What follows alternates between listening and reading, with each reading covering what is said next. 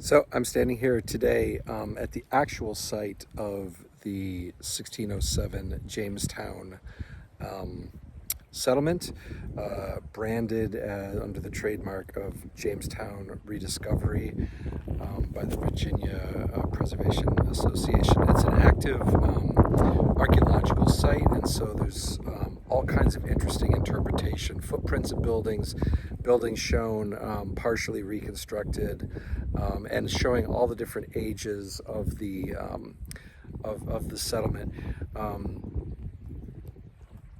including a number of churches. So this first church here that's partially reconstructed is the 1608 church, where, as American legend and history has it, Pocahontas marries John Rolfe in 1614, I believe.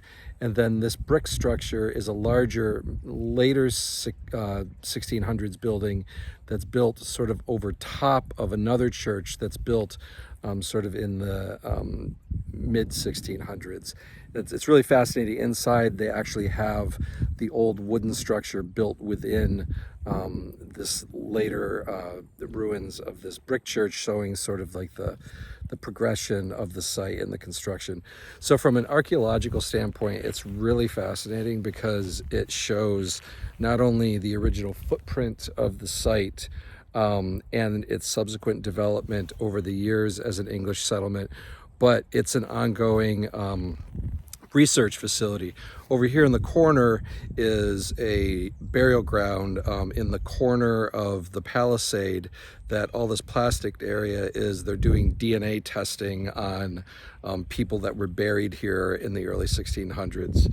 There's a really incredible archaeological museum a short walk from the fort too, with artifacts that were taken directly from here, including some skeletal remains of people that were buried here, and then what they're able to tell from them from DNA and other kind of fact-based testing.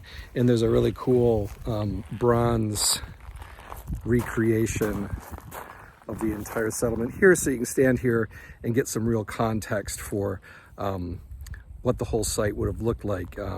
This palisade in particular is pretty cool. It's 100 yards on the two short sides, and then it would have been 140 yards along the James River here. Only a portion of that remains because the land that it was on has since vanished off to this corner. So if you're into early American history, early English history, establishment, they make a great point of, like, this is like where the first colonial governments were. This is where the first sort of representational government was. They sort of like have this entire narrative of, like, you know, the birthplace of like the modern American like political and belief system. So of the number of locations here at Jamestown, I'd highly suggest Jamestown Rediscovery.